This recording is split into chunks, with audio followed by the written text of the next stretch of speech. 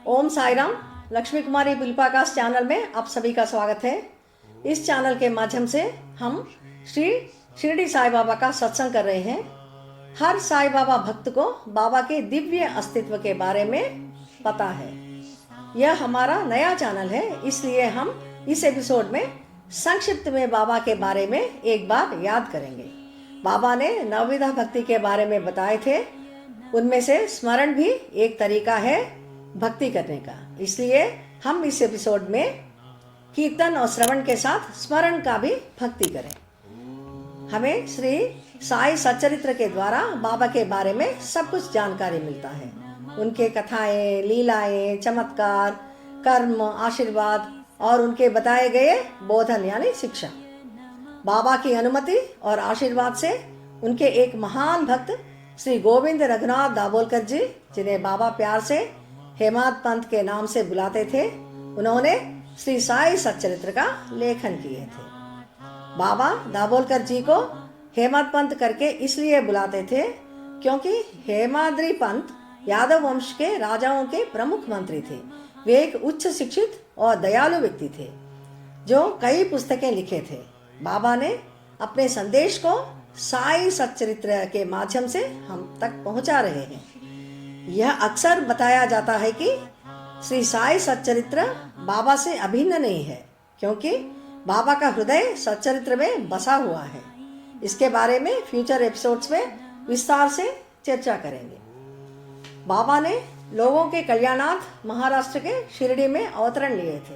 उन्होंने मानवता के एकता के लिए बहुत प्रयास किए थे। बाबा कौन है, कहाँ से आए थे, उनके माता पिता कौन है, उनका जाति धर्म क्या है, अभी तक कोई भी जानकारी प्राप्त नहीं हुई है। कई बार कई लोगों के पूछने पर भी बाबा ने इसके बारे में कुछ भी नहीं बताए थे। साई सच्चरित्र के अध्याय 4 में यही उल्लेख किया गया है। बाबा शिरडी में एक नीम वृक्ष के नीचे 16 साल के बालक के रूप में प्रकट हुए थे। 3 साल तक रहे और 1 साल के लिए गायब हो गए थे। फिर स्थायी रूप से 4 वर्षों के बाद बाबा वापस आए थे भक्तों के लिए। वह हमेशा नीम के वृक्ष के नीचे ध्यान किया करते थे, प्रकृति और मौसम से विचलित नहीं होते थे। इस स्थान को बाबा का गुरुस्थान कहा जाता है। जब बाबा चांद पाटिल के शादी के पार्टी के साथ शिरडी आए थे, तब किसी को भी उनके नाम तक का भी पता नहीं था। जब खंडोबा मंदिर के पुजारी श्री महलसापति जी ने एक फकीर के वस्त्रधारी व्यक्ति को आते हुए देखा तो उन्होंने उनका स्वागत करते हुए कहा, या साई, जिसका अर्थ है आवो साई। लोग उन्हें साई के नाम से पुकारना शुरू करे थे और जब उनके प्रति विश्वास बढ़ा तो उन्हें सदगुरु के रूप में देखना शुरू किए थे। आखिरकार उन्हें बाबा कहना शुरू करे और साई बाबा करके पुकारते थे। बाबा का अर्थ है पिता। शुरुआत में बाबा ने 4 से 5 वर्षों तक एक नीम के पेड़ के नीचे बैठकर ध्यान करते थे। बाबा बाद में उनको एक पुरानी और टूटे फूटे मस्जिद में बसने के लिए मनाया गया था। वहाँ बाबा एकांत जीवन बिताए थे और भिक्षा से गुजारा करते थे। हिंदू और मुस्लिम व्यापारी यात्रियों का स्वागत करते थे। बाबा सदैव मानवता के कल्याण और एकता की दिशा में चले थे। धार्मिक या जातिवाद का विवक्षता न दिखाते हुए गरीब और अमीर को भी एक ही भाव से देखते थे। बाबा सभी से प्रेम पूर्वक बर्ताव करते थे। अपने भक्तों में अच्छे बर्ताव को बढ़ाने का इरादा रखते थे। बाबा ने सभी प्राणियों को, जैसे कि पशु पक्षियों को, पौधों को, वृक्षों को, सभी को उतने ही प्यार और स्नेह से देखा करते थे। बाबा ने उन्हें हानि से शक्ति से बचाया करते थे। कई बार ऐसा हुआ कि बाबा ने व्यक्तिगत रूप से अपने हाथों से जीव जंतुओं को, पशु पक्षियों को खाना खिलाया करते थे। विशेष रूप से यदि कोई प्राणी बाबा के द्वारा बनाई गई खाना या उनके लिए रखा गया खाना का सेवन करता था तो बाबा ने कभी भी उन पर गुस्सा नहीं करते थे, ना उन्हें भगाते थे, बल्कि उसमें आनंद महसूस करते थे। बाबा को बगीचे के प्रति गहरा प्यार था। उन्होंने लेंडी बाग और बूटीवाड़ा के बगीचे पर ध्यान रखते थे। बूटीवाड़ा के निर्माण से पहले बाबा ने पौधों को ध्यान पूर्वक देखकर एक बगीचा पाले थे। इस बगीचे से कोई भी व्यक्ति जो चाहता था वह फूल चुन के लेता था। बाबा ने किसी को भी फूल लेने से नहीं रोकते थे। बाबा ने कभी हिंदू और मुस्लिम भक्तों के बीच कोई भेदभाव नहीं दिखाए थे। हिंदुओं को वह एक भक्तिमय गुरु के रूप में दिखते थे और मुस्लिम्स को एक फ़कीर के रूप में। बाबा हिंदुओं को और मुस्लिम्स को अपने अपने त्योहार मनाने का अनुमति देते थे। बाबा के दरबार में वे मित्रता और भाईचारे के साथ आपसी संबंध बनाए रखते थे। बाबा की अनुमति से यदि कोई त्योहार एक साथ एक दिन में आते थे तो जैसे कि उर्स और श्री रामनवमी, वे खुशी खुशी दोनों त्योहार मनाते थे। बाबा ने अपने दरबार में हमेशा हिंदू, मुस्लिम, सिख और ईसाई को एक ही समझते थे और एक ही तरह से कृपा करते थे। बाबा ने हिंदुओं को रामायण, भागवत और ज्ञानेश्वरी पढ़ने की सलाह देते थे और मुस्लिम्स को कुरान पढ़ने को कहते थे। बाबा ने इन ग्रंथों का पूरा ज्ञान था। जब कोई भक्त उनके पास किसी संदेह के साथ आते थे तो बाबा उनके चिंताओं को बहुत सहजता और आसानी से दूर करते थे।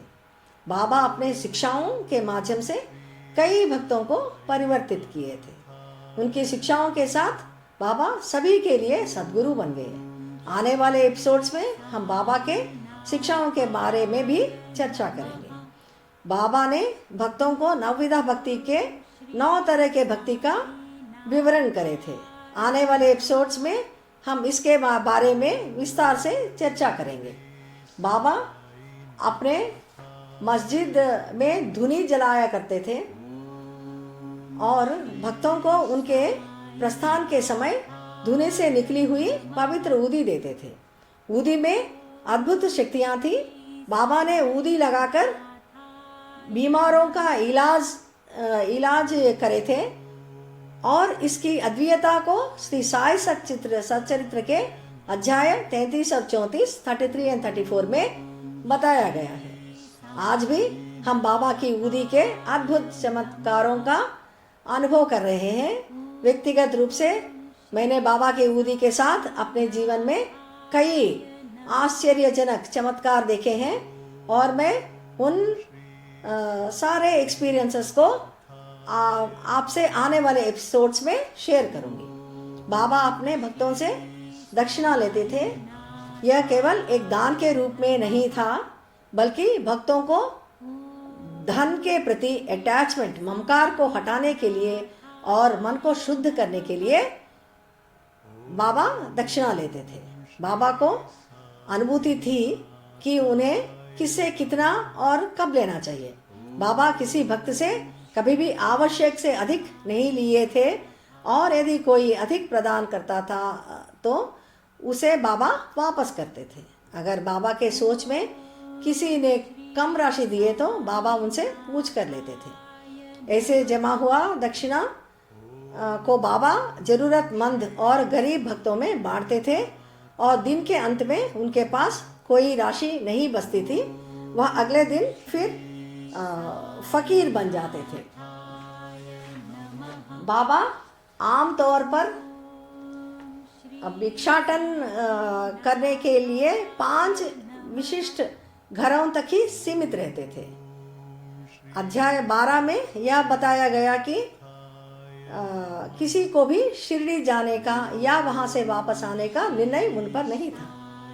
जो लोग बाबा की अनुमति के बिना अगर शिरडी छोड़ने की कोशिश करते थे तो उन्हें अक्सर कठिनाइयों का सामना करना पड़ता था।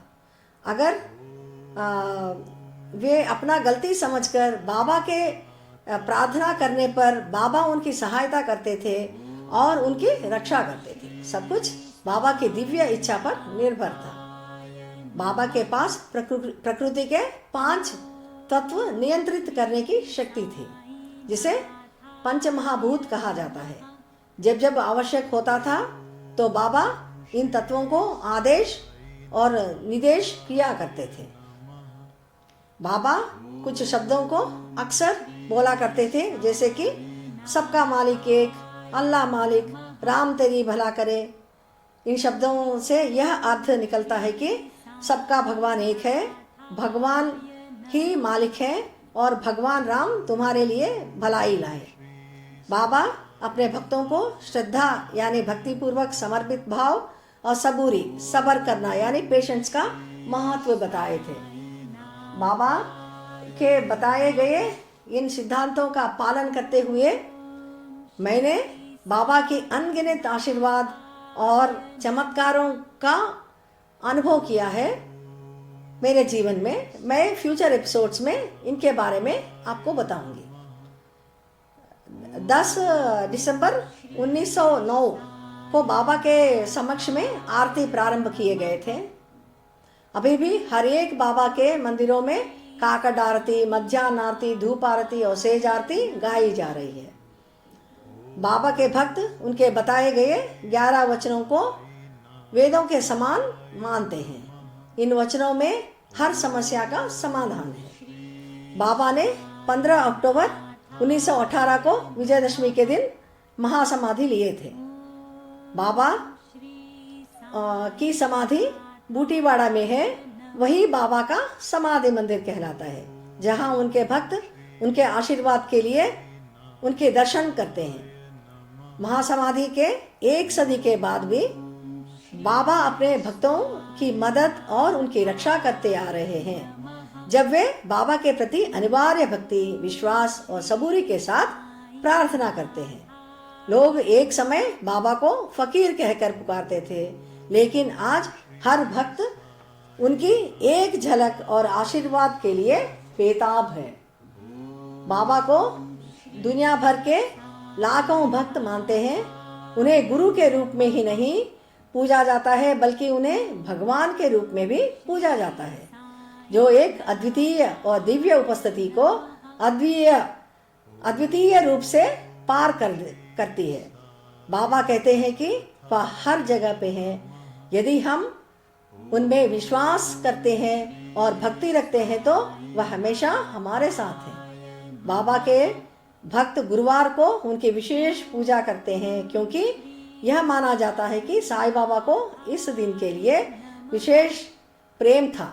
उन्होंने अक्सर गुरुवार को गुरुवार कहा, जो गुरु के दिन को सूचित करता है। बाबा ने अपने कई शिक्षाओं में गुरु की आशीर्वाद प्राप्त करने के महत्व के बारे में बताए थे।